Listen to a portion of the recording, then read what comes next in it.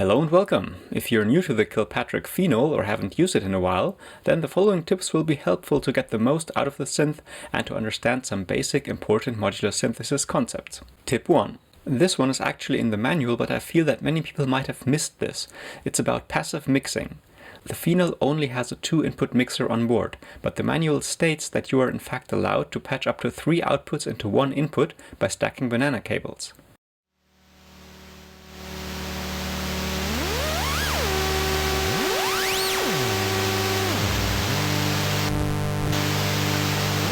This works for other inputs too, not just for the mixer.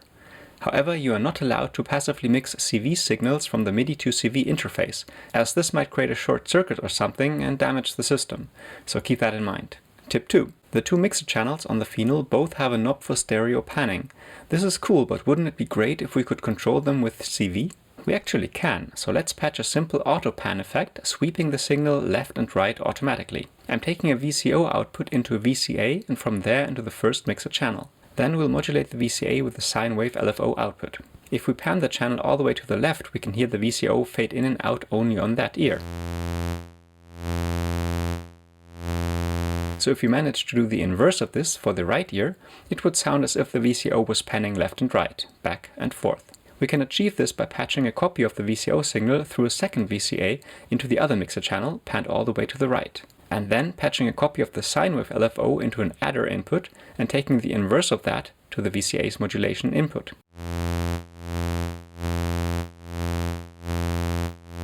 Of course, we now have both mixer channels occupied, but remember, we can passively mix signals too. Tip 3. If 2 VCOs are not enough for your patch, you can use the filters as additional oscillators. They don't reach self-oscillation with their resonance knobs, but you can simply patch their outputs back into their inputs to create a stronger resonance feedback loop and make them sing.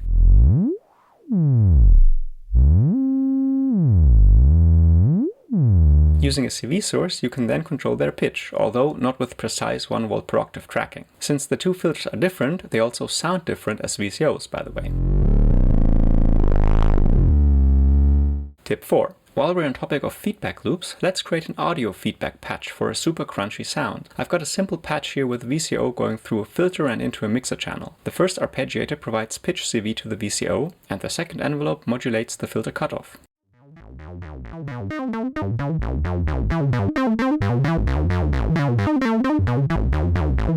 Very simple. Now notice that I'm only using the left audio output and my first mixer channel is panned all the way to the left. So we're only getting a clean mono signal from the Phenol. For the feedback loop, we'll take a mono 1/4 inch jack cable and run it from the right audio output into one of the audio inputs. In this case, I'm choosing the second input, which is then coming out of this banana socket. Let's take the signal and patch it into the second mixer channel with this blue cable, and slowly turn up the volume of both channels and pan the first channel towards the right to create some feedback.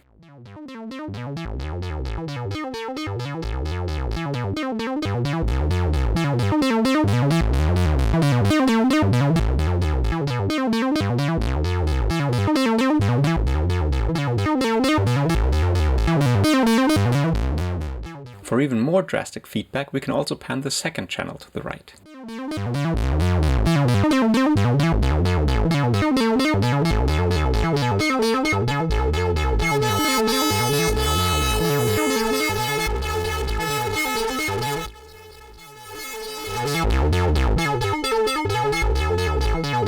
Of course, we can also process the feedback signal before running it into the mixer, for example with the second filter.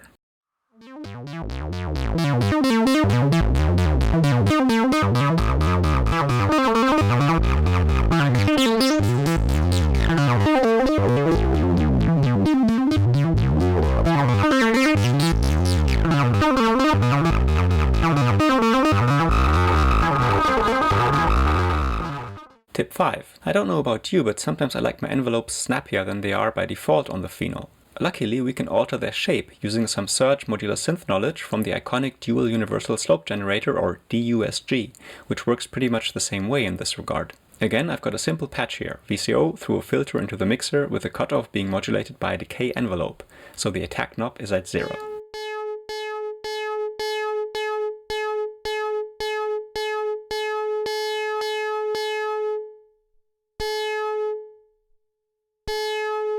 To change the curve of the decay now, we'll modulate it with the inverse of itself. Bear with me here for a second. Patch a copy of the envelope into the adder and then from the inverse output into the envelope's speed input. This will make the envelope faster when a high CV is sent into the adder and slower when a low CV is sent into the adder.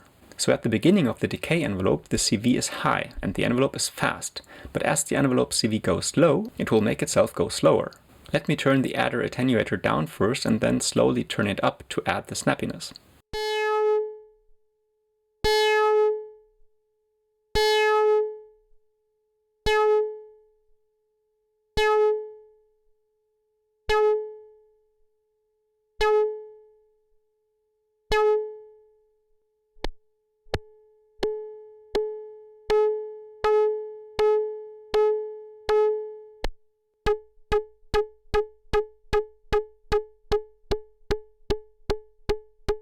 So we get this quick hard hit at the beginning and then a slower, quiet fade out, which lends itself well for percussive or plucked sounds. Tip 6. For the last tip, let's get real basic again. Sometimes it's handy to control several CV parameters with just one knob, for example the cutoff of both filters at the same time. To create a knob for us to twist with a static voltage source, we can use the divider and the adder. First patch the LFO into the divider input until at least one output is lit and take it out again. Now we have a static 5 volt on the lit outputs. Patch one divider output into the adder now and the regular adder output to a filter cutoff CV input. Now we can control the cutoff with the adder attenuator.